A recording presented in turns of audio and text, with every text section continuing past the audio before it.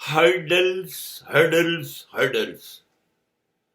If you're developing constantly,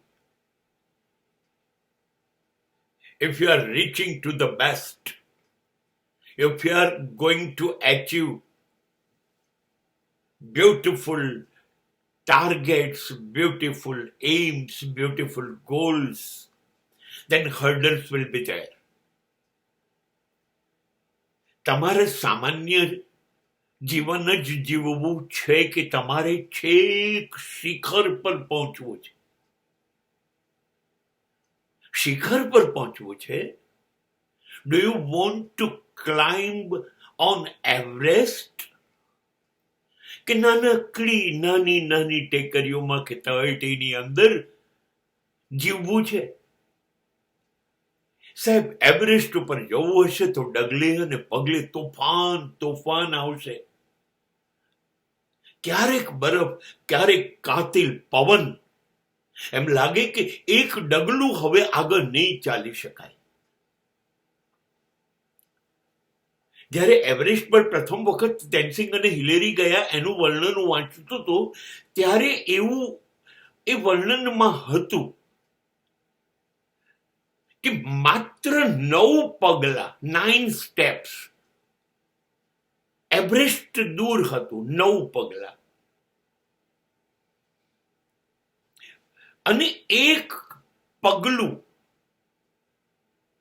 પછી બીજું પગલું અને કુલ 9 પગલા ચાલતા અમને લોકોને 2.5 કલાક થયા. 9 સ્ટેપ ચાલતા 2.5 કલાક.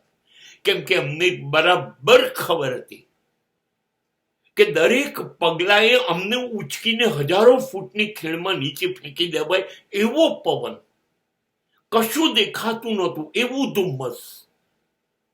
અમે 2 જણા એકબીજાથી 6 ફૂટ દૂર હતા તો અમે એકબીજાને જોઈ નહોતા શકતા. આ સ્થિતિ હતી. અને અમે એટલો ધીરજપૂર્વક એક ડગલું ચાલવામાં મિનિટો ખર્ચી અને કલાક પછી એવરેસ્ટ ઉપર પહોંચ્યા. બસ આ જીવનમાં આ છે. તળેટીમાં આવા કોઈ તોફાન નથી આવતા. 52%, 55%, 60% પાસ થવા માટે કોઈ તકલીફ નથી પડતી. રામલીલામાં નાનકડું પાત્ર ભજવવામાં કોઈ તકલીફ નથી. હા, બોર્ડમાં પ્રથમ આવવું છે 98.4% લઈને તો તકલીફ જ તકલીફ છે. સુપરસ્ટાર બનવું છે તો તકલીફ છે, બહુ તકલીફ છે.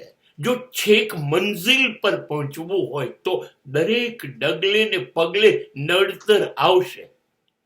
ગભરાતા નહીં, પાછા પડવું પડશે. હા તો ઉભા રહો 2 મિનિટ. તોફાન એની મહેતે પસાર થઈ જશે. મુશ્કેલીઓ બહુ લાંબો સમય ઊભી નથી રહેતી. આપણી પરીક્ષા કરે છે અને લાગે કે આ પરીક્ષામાં હારતો નથી તો એ હારી અને જતી રહે છે. શિખર પર પહોંચનારા માણસો સતત અકાયા વગર, મુશ્કેલીઓથી, તોફાનોથી ડર્યા વગર ચાલતા જ રહે છે. અને જે શિખર પર પહોંચવાનો હોય ને એને જ નડતર, એને જ મુશ્કેલી આવે.